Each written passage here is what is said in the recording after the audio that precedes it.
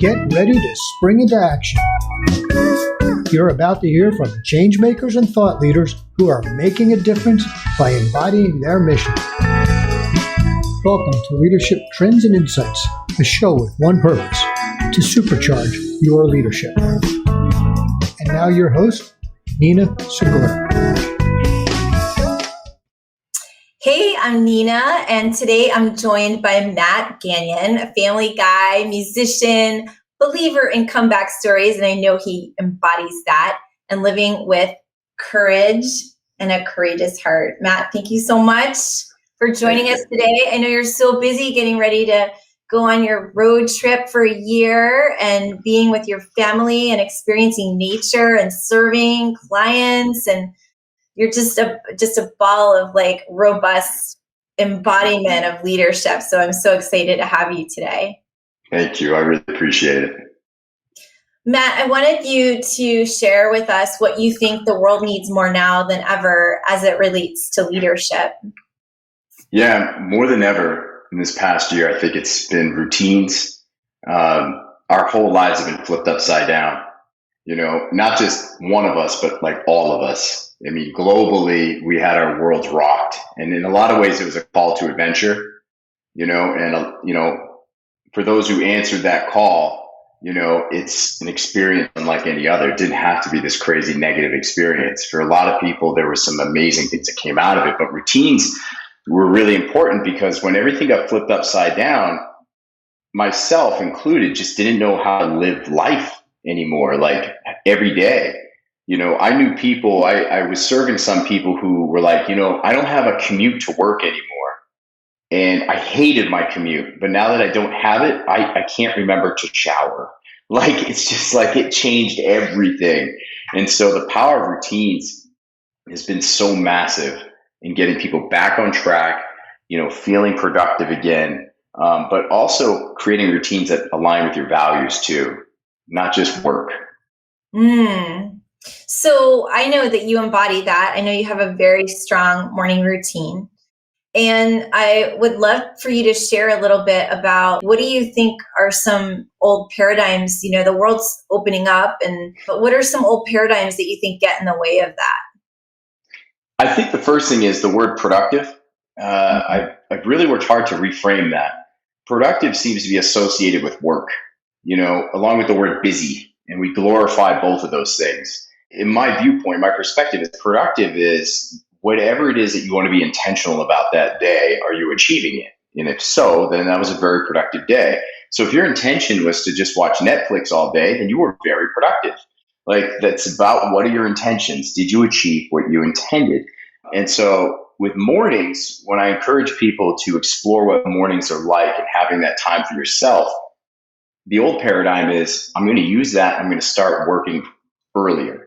I'm going to jump into my emails. I know I can start crushing it with work. And I'm like, anyone who does work with me on morning routines is like, the first thing is like, we have a no work rule. The time that you're creating for yourself in the morning is going to be for you and your values. Putting time in for fitness, putting time in for meditation or prayer, journaling, whatever it is that you want that fills your cup, we're going to do that. And so the other paradigm too is people feel guilty about having time for themselves.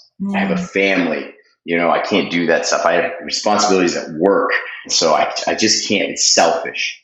Self-care is seen as selfish. So those are some really old paradigms that I've seen, along with, well, I'm just a night person, it's just like I'm more creative at night, and that's my quiet time, but I've debunked that myth in so many ways, myself included. I was like, I'm way more creative at night. And then I realized that's such a load of crap. I'm like, I'm creative all the time. I'm just a creative person.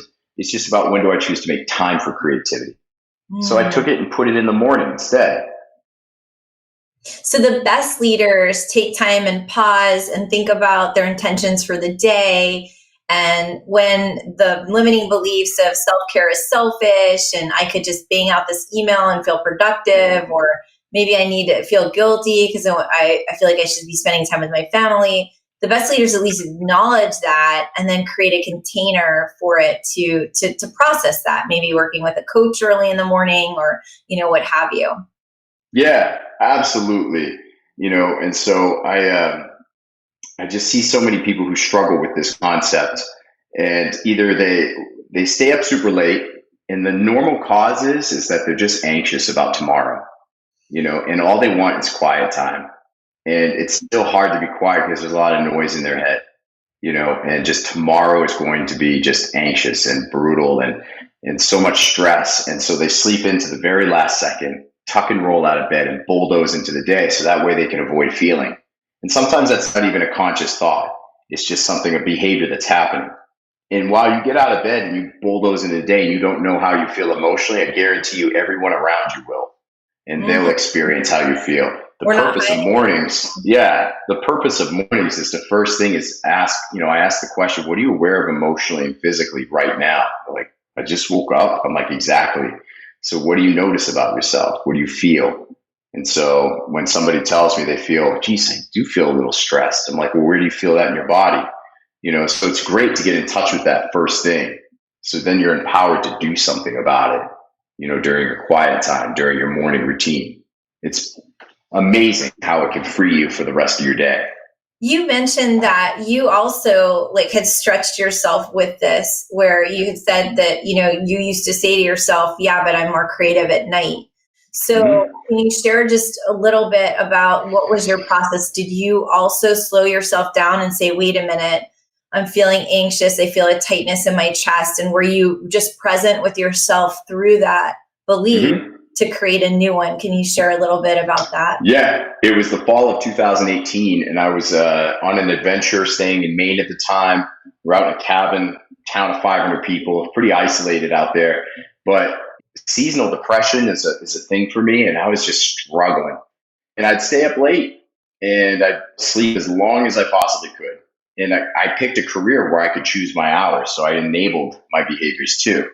But I'd think about finances at night. I'd watch the news. I'd look at email. I'd be on social media.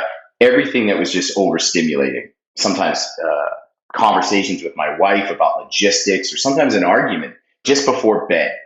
And it's just not good. It made me anxious inside. It was just like, tomorrow. I'm just like, I don't want to do it. It's like Groundhog Day. So yeah, I kept myself up late, and I was just sometimes early on in life, in my corporate days, it was like, I want to delay tomorrow from showing up. It was not a logical thought, but it was just like, I just don't want tomorrow to come. So I'll stay up till I pass out. Wow. Almost like we could control it if we stayed up later, or somehow be late with an argument. I love it. Yeah. Or the other argument too was, hey, I will work on this tonight. I'll work on this project tonight. And I wouldn't. Love it. And here you are. Hey, tell me, let's say, for example, this happens, right? Where the world leaders are taking this routine seriously. They're slowing things down. They're being more intentional. Say that happens. What's one bold prediction that you have for leadership in the future? Bold prediction? Yeah. Yeah. So if people do take charge on this and they do take on these routines, I can guarantee you people thrive in their families, they'll thrive personally, and then their careers will thrive. And here's one thing I'll tell you. A lot of people say, well, obviously family's first, but what are the other two things? And I'm like, actually, I think you're first. And I'm like, here's why. If you put yourself first, if you take care of yourself, you put your oxygen mask on, and you make sure your cup is full and you're healthy, you're eating right, you're working out, you're sleeping, and you've got, surrounding yourself with good people, your family will feel like they're first. They don't know they're second, but they will feel first. And then your career, your job, the people you lead, they'll feel like they're first also. They won't know. They won't care if they're second or third because they will feel first.